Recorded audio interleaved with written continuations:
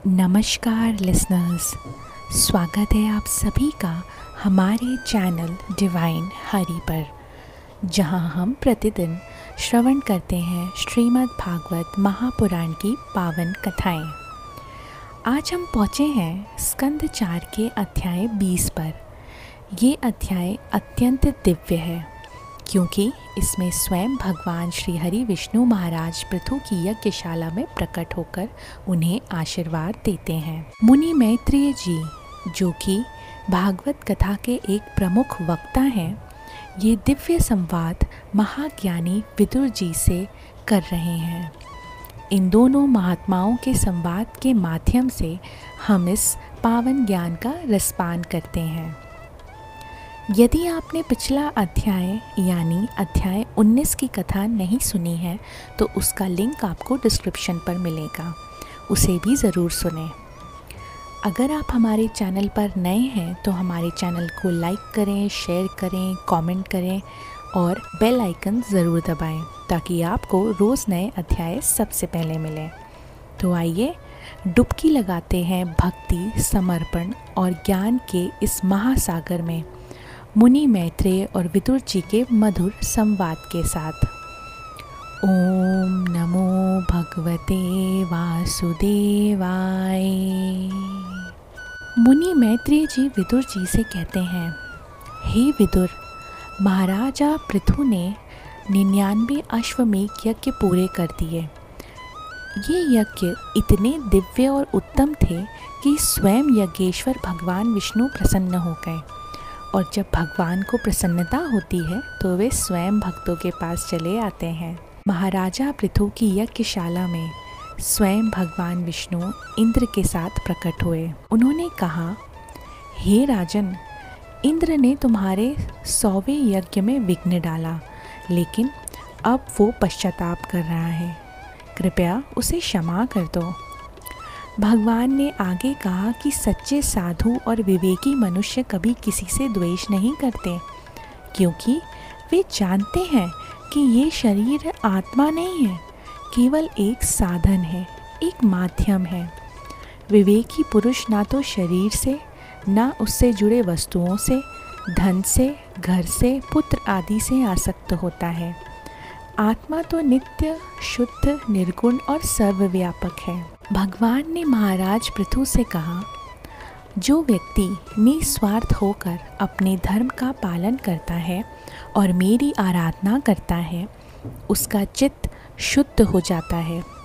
वह विषयों से विरक्त होकर अंततः परम शांति को प्राप्त करता है, जो कि ब्रह्म है, कैवल्य है। आगे भगवान कहते हैं, राजन, तुम प्रजाओं का न्यायपूर्वक पालन करो, यही राजा का कर्तव्य है। यदि राजा सिर्फ राज करे और रक्षा ना करे तो प्रजा का पाप उसे ही लगता है। भगवान की वाणी सुनकर महाराज पृथु की आंखों में आंसू आ गए। वे प्रभु के चरणों में गिर पड़े। उन्होंने प्रभु से कोई सांसारिक वर नहीं मांगा, अपितु उन्होंने कहा, प्रभु, मुझे ना तो धन चाहिए, ना स्वर्ग और ना ही मोक्ष। मुझे तो बस आपकी कीर्ति गाथा सुनते रहने के लिए 10,000 कान चाहिए। क्या अद्भुत प्रार्थना थी ये।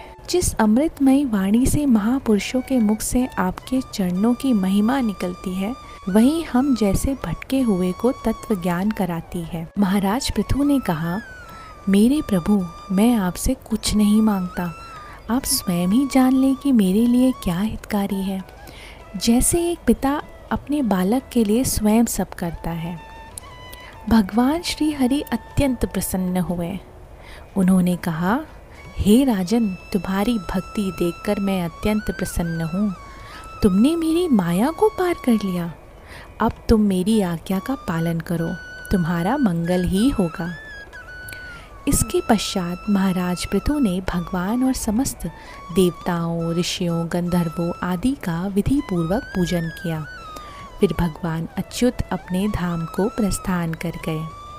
अंत में महाराज पृथु ने भी प्रभु को नमन कर अपनी राजधानी की ओर प्रस्थान किया। लिसनर्स, आज की इस दिव्य कथा में हमने जाना कि सच्ची भक्ति वही है जो निस्वार्थ हो। महाराज पृथु ने ये सिद्ध कर दिया कि जब मनुष्य भगवान से केवल भगवान को ही मांगता है तब भगवान स्वयं उसके वश में हो जाते हैं। उन्होंने स्वर्ग नहीं मांगा, मोक्ष नहीं मांगा, केवल प्रभु की लीलाओं को सुनने की प्यास रखी। यही सच्ची भक्ति है। इस कथा से हमें ये सीख मिलती है कि ईश्वर को पाने के लिए यज्ञ, तप, योग से अधिक आवश्यक है क्षमा, समता और निष्काम भक्ति। जब मन ईश्वर में स्थिर हो जाता है तब संसार की माया हमें छू भी नहीं सकती। सच्चा भक्त प्रभु से वर नहीं मांगता, अपितु सेवा का अवसर मांगता है। तो कैसी लगी आपको ये कथा? हमें कमेंट में ज़रूर बताइए। वीडियो को लाइक कीजिए, शेयर कीजिए और नए हैं तो हमारे चैनल को सब्सक्राइब करना ना भूलें। हम फिर से मिलेंगे कल एक नई कथा के साथ, एक नई सीख के साथ जो जीवन की दिशा को बदल देगी। तब तक श्री हरि की कृपा आप सभी पर बनी रहे। धन्यवाद। जय श्री हरि।